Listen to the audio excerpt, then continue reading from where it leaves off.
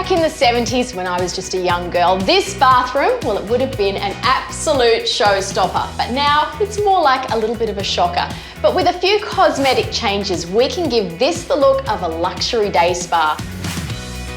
And like us, if your budget is tight, cosmetic changes just might be the way to go. It's pretty amazing just what you can do. This may just be a mini makeover I'm planning, but trust me, this bathroom is going to look brand new. At this stage, I need to decide what I like about this bathroom and what needs to go. First up, double massive mirrors, and as you can see, there is nowhere to hide. A little bit too much information, so I think one of them needs to go. The toilet and vanity could use a spruce up, but these tiles, well, they're pretty far out. And if you wait long enough, sometimes things actually do become on trend again. So these tiles, you'll notice, are in all the stores, so we can work with them. The other thing that I like about this room are these pelmets. This soft lighting just floods down the wall, so we're going to work with those. It's a good size in here. We've got lots of positives. And the biggest positive, the tiles. They have a Japanese feel, so I'm going to work with them and go with a Japanese luxury day spa look, including dark bathware. For paint, we're repeating the use of dark colours with Dulux Black Caviar and Flat Black, and contrasting this with features matched to Dulux Velvet Dream. Oops, guess we won't be using that again. The whole idea is to take the sink out with as little damage to the substrate as possible. But I do think I might need to fix up the tiles on the surface. One job always leads to another.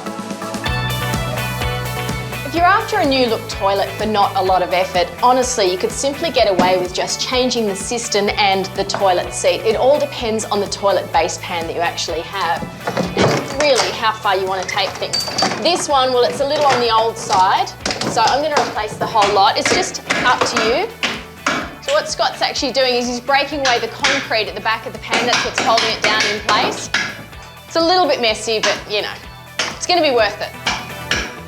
Hey, look at that. And it's still got the water in it. This is togetherness, isn't it? Okay, now to leave a little more to the imagination in this bathroom. This mirror, well, it's coming down, so what we've done is we've run some tape across it. Now that's just going to hold things together in case it breaks. I don't intend for it to actually smash, but just in case, it's not safety glass. Now the one thing that really worries me about this mirror is look how precariously it's just sitting here. There's just two little clips at the bottom and two springs at the top. Honestly, one little bump and this whole mirror could have just come crashing off the wall straight down into this bathtub. So really, I'm not unhappy to see it go. As you'll notice, the other mirror's gone too, but that's only temporary. Well, hey, let there be light. I really like the pelmet, so I'm going to extend the concept.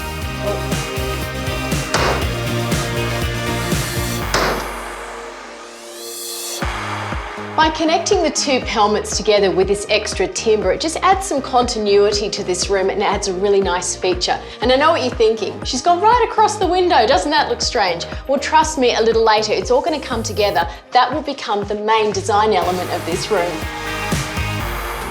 I'm halfway through our cosmetic bathroom makeover. It really is the messy stage. As you can see, there's lots of jobs started, nothing quite finished. Now the ceiling is underway, bare timber, it needed another colour. So what I've done is just given it a very light coat of a primer. While that's drying, I'm getting stuck into the vanity unit. These old tiles, well, they have to go.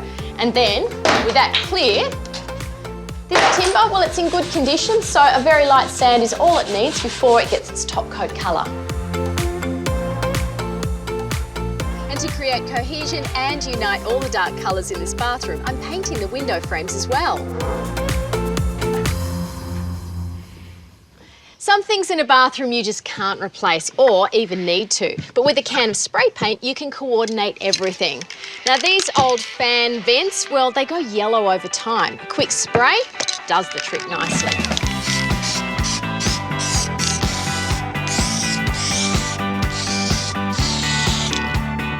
I had a plan for the window and pelmet. Now this is what I was telling you about a little earlier. It's what's going to give me the wow factor in the bathroom. And I'll let you in on a little secret. It's actually decorative screening. You normally see it used around the edges of swimming pools and the sides of decks. Now this being garden trellis made of plastic means it'll stand up to the moisture and the humidity in the bathroom. It'll let the light somewhat come through that window, so it'll give us some privacy, and it's very easy to cut down, so you can make it to any size you want. And to secure it, what we're doing here is just resting it behind the pelmet, and lovely Scotty here has already attached just some timber beading to the ceiling that you can see up there, and it gets screwed in place, nice and neat. By taking out the tiles from the top of the old vanity, it's left me with this really handy space. Now I could have filled it with marble, man-made stone, maybe even concrete, but instead I've gone for cement fibre sheeting, and to the top I've attached these gorgeous pieces of slate. This is going to bring in that natural organic texture that I'm after.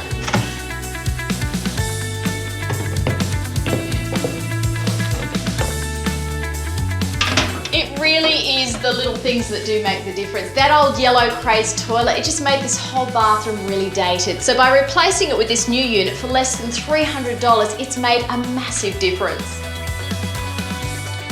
I've chosen matte black tapware, and against the earthiness of the tiles, the simple lines will give this bathroom a really contemporary, high-end feel. Using the existing bathroom pelmets as my inspiration, we've made up a very simple box out of pine that will be known as the vanity bar. Now this is where we can store things like makeup and other bits and pieces, all of those bathroom essentials. Now to tie it in with our colour scheme, I'm just using proof tint. This will allow a dark colour, but also the grain to be seen.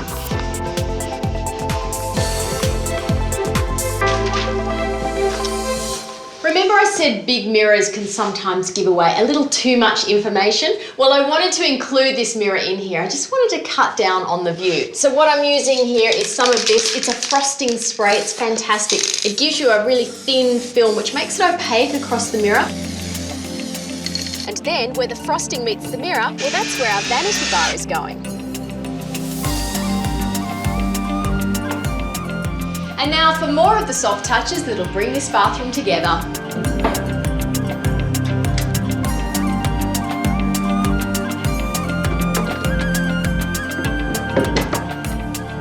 So if your bathroom is leaving you feeling less than inspired, relax. You don't need to do an awful lot to make a tremendous difference. I think this just goes to prove with a little bit of effort and not a lot of cash, in no time at all, you too can be relaxing in your very own day spa.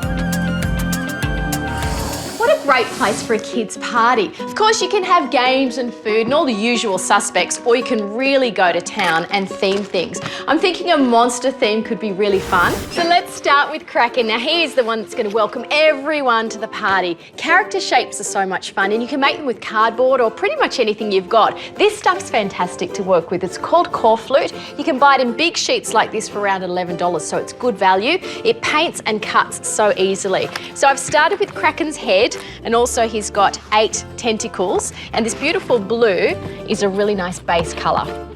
Water-based paints are so good to work with because they dry in beautiful colours but also really fast. So now with this one dry, yep, it's good.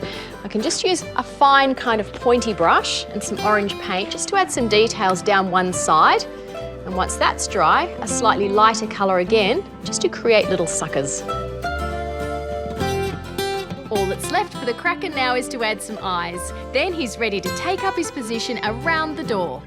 To keep him there, I'm just using some cloth tape loops. One very happy looking octopus.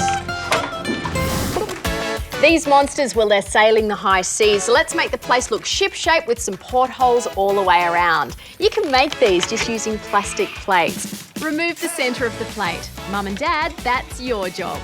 Then add some dome nuts. And give everything a coat of spray paint. Then back your porthole with some core flute covered with paper in an underwater theme. Add some plastic for glass. Hey presto, our portholes are ready to hang. It just wouldn't be a kids' party without a few goodie bags, these ones filled with yummy lollies. Now if you love your craft, you can easily theme them. These ones being spooky little bats, I think they'll fit in just perfectly. To make them, just grab some cardboard, round off one end, then fold it so it stands up like a bag.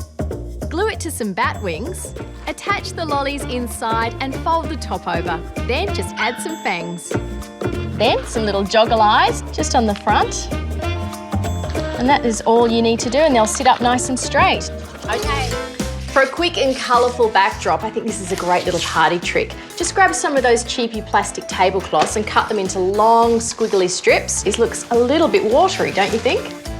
One thing that always makes a party more fun for adults and for kids is a photo booth. And these are my favourite characters from the movie. So I've drawn that up as a template onto some brown paper. That just makes it a bit easier.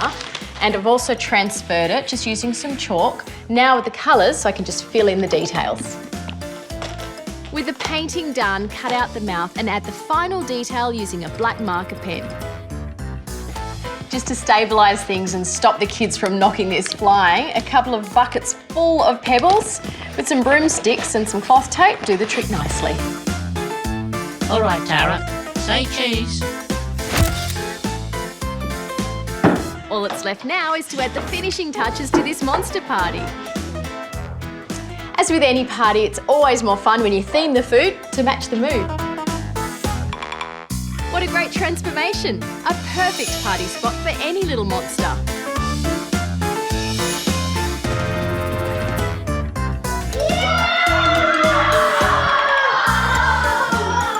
Hamburgers! I need one of these! Want to throw a monster of a party? Yeah! Well, you've come to the right place.